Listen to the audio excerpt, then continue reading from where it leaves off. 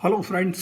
यहाँ मैं आपको एक बहुत ही इम्पोर्टेंट बात बताने जा रहा हूँ। ये जो हमारा जितना सरदर्द है एजुकेशन सिस्टम का, हेल्थ का, हाउसिंग का, पॉवर्टी का, लॉ एंड ऑर्डर का, ये जितनी भी प्रॉब्लम है, इस प्रॉब्लम की बेसिक रूट जो है वो पॉलिटिकल पार्टीज का मैनिफेस्टो होता है।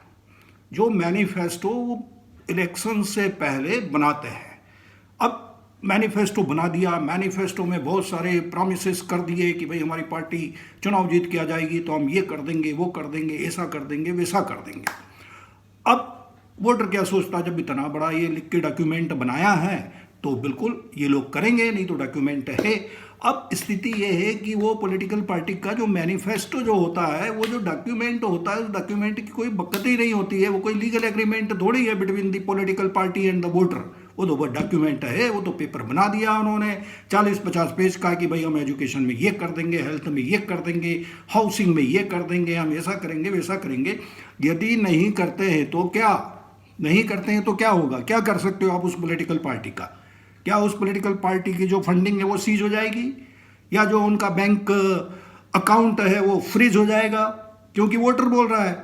भाई पॉलिटिकल पार्टी हो आप, डेमोक्रेसी है, और वोटर सबसे इंपॉर्टेंट है। जो वोटर बोलता है वही होता है ना।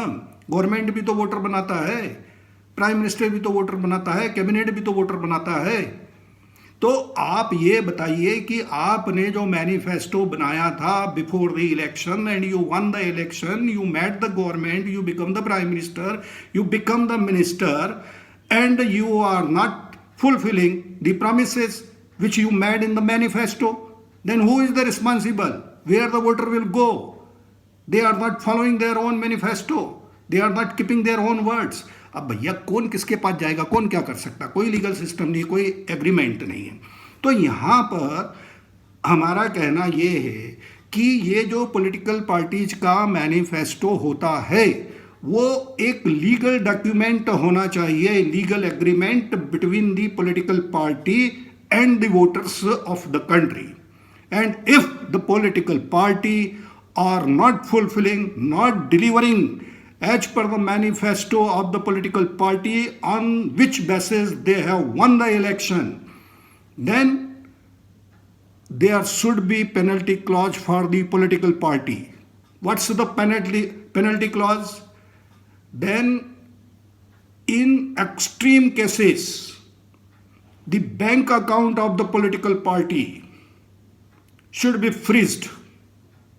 बैंक अकाउंट खाते सीज कर लेना चाहिए। दूसरा, इलेक्शन कमीशन को उस पॉलिटिकल पार्टी को नोटिस दें कि भाई आपका वोटर आपसे सेटिस्फाइड नहीं है। जो लीगल एग्रीमेंट आपने मैनिफेस्टो वोटर के साथ में बिफोर इलेक्शन किया था, जिस बेस पे वोटर ने भरोसा करके आपको वोट दिया है, वो प्रॉमिसेस आप फुलफिल नहीं कर रहे हो।